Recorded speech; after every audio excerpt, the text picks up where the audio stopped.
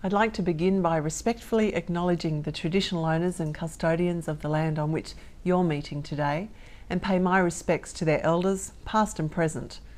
I would also like to extend that respect to other Aboriginal and Torres Strait Islander peoples who are present with you. To Professor Simon Jones and Dr. Peter Woodgate, General Co-Chairs of the Symposium, Professor Melba Crawford, President of the Institute of Electrical and Electronics Engineers, Geoscience and Remote Sensing Society, to Dr. Peter Staker, President and CEO of the Institute of Electrical and Electronics Engineers. On behalf of the Australian Government, I'm delighted to give the welcome address for this, the 33rd International Geoscience and Remote Sensing Symposium 2013.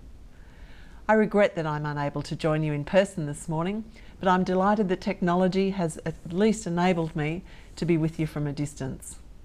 I know that this is only the second time this important symposium has been held in Australia, so let me warmly welcome all of the international delegates to this event.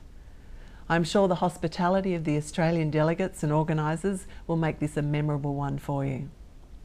This year's symposium theme, Building a Sustainable Earth Through Remote Sensing, was selected to emphasise the issues that most affect the Earth's environment and the human impact on the planet.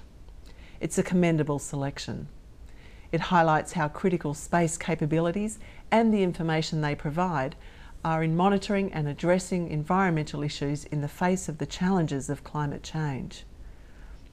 More than ever before, space capabilities are opening up new windows on Earth and what is happening in, over and under it. They underpin cooperative environmental strategies to help mitigate natural disasters, monitor our forests, oceans and vulnerable ecosystems. Such capabilities also provide a rich source of environmental monitoring for many industry sectors, including the agriculture, mining and resources and construction sectors, often for the first time on such a comprehensive scale. It is crucial for all countries to utilise space-derived information in effective and innovative ways so that we can improve our social, environmental and economic well-being and create a more inclusive, greener and fairer world. Australia has been a conduit and a user of Earth observations from space from the early times and an early adopter of satellite communications. Recognising the importance of satellite technology for such a vast and vulnerable continent as ours, I launched our first space policy on the 9th of April this year.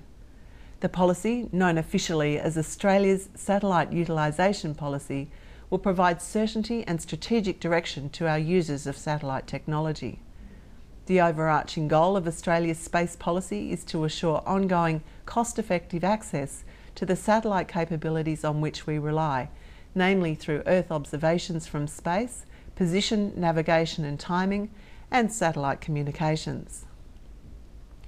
Obviously, the policy title gives the game away. We depend on satellites and satellite-related infrastructure and the enhanced capabilities they give our industry and our researchers.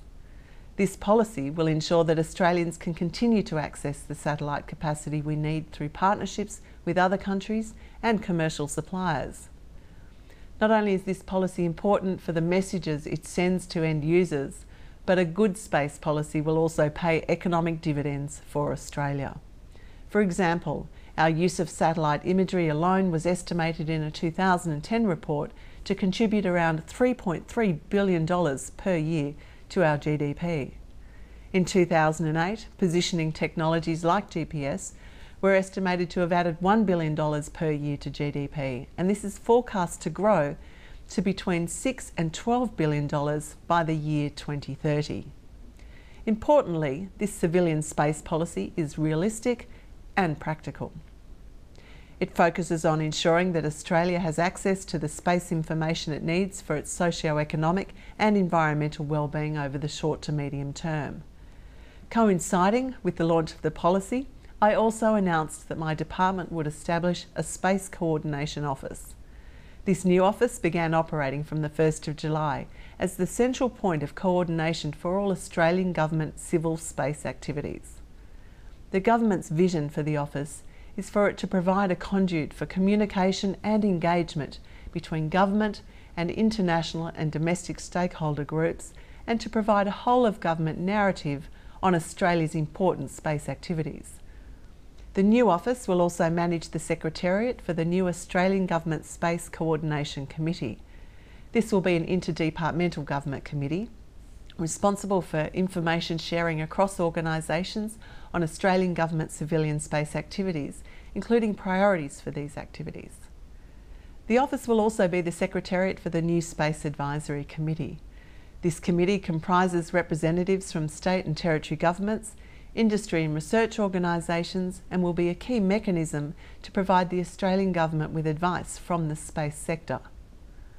The $40 million Australian Space Research Program funded some 14 projects between the years of 2009 to 2013. It was very successful in building stronger links between industry and researchers. The ASRP funding has been the catalyst for the establishment of a number of new centres in Australia with sophisticated space-related capabilities, and these include the Satellite Positioning for Atmosphere, Climate and Environment Research Centre established by RMIT, the Advanced Instrumentation and Technology Centre established by the ANU, and the Australian Centre for Space Engineering Research established by the University of New South Wales. In addition, several of the programme's projects have had a clear focus on geoscience and remote sensing. For example, the Flinders University project, Place and Space Perspectives in Earth Observations, employs Earth system science researchers to engage with students who seek a career in the Australian space industry, and it has exposed some 2,000 students to the possibilities of Earth systems science. And it's also enabled 80 teachers to participate in professional learning to build their capacity to bridge inquiry-based learning with university science and engineering research. The Australian Government's National Collaborative Research Infrastructure Strategy, or NCRIS, also supports several capabilities employing remote sensing technology. In May this year, AusScope's global navigation satellite system was augmented with the launch of a $1 million robotic antenna calibration facility at Geoscience Australia. I launched Australian Seismometers in Schools program, another facet of AusScope. This will place a range of equipment, including 40 seismometers and 100 lower grade quake catcher units in schools and community sites nationwide to record seismic activity, including earthquakes. Apart from providing real-time monitoring on the Australian continent that will feed into national and international data sets, it will help boost students' interest in the geosciences and encourage them to take up careers in the area. And those of you who were at the launch would know how excited many of the students were just to have the opportunity to work with that equipment and the technology. Some of you here today may be familiar with Australia's Integrated Marine Observing System. This system uses satellite sensing to monitor sea surface height, temperature and colour, all of which are critical indicators of marine health and climatic variability. IMOS is a national-scale in-situ ocean observing system which has been supported since its establishment in 2009 with $109 million in funding from the Australian Government's NCRIS and Super Science initiatives. For those who aren't aware of it, the Australian Government's Cooperative Research Centre, or CRC, supports the user-driven research collaborations to address major challenges facing Australia. CRCs pursue solutions that are innovative, of high impact and capable of being effectively deployed by the end users. The CRC for Spatial Information continues to produce rigorous and collaborative work to enhance the space capability area. The CRC for Spatial Information received $46.9 million in Commonwealth funding between 2003 up to 2018. Why? To spatially enable Australian and New Zealand industries and communities. Its research targeted at supporting the creation of a coordinated national network of satellite system reference stations, establishing a marketplace for spatial information, and combining existing data stores with the rapidly increasing stream of data from Earth observation satellites, airborne imaging platforms, and ground-based sensor systems. To ensure relevance and connectivity across the spatial information sector, the CRC has forged key relationships with various non-equity holding partners too. These include all of Australia's leading spatial peak bodies, the Australian New Zealand Land Information Council, representing government interests, the Spatial Industries Business Association, representing private industry, and the Surveying and Spatial Sciences Institute, representing the spatial profession. All these organisations are involved in the CRC's research. Ladies and gentlemen, before I close, I'd like to acknowledge the CRC's excellent work. It plays a pivotal role in Australia's geospatial activities, and our capability in this area continues to grow.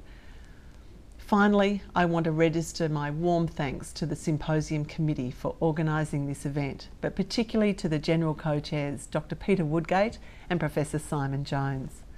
I wish you all the best for a successful 2013 International Geoscience and Remote Sensing Symposium.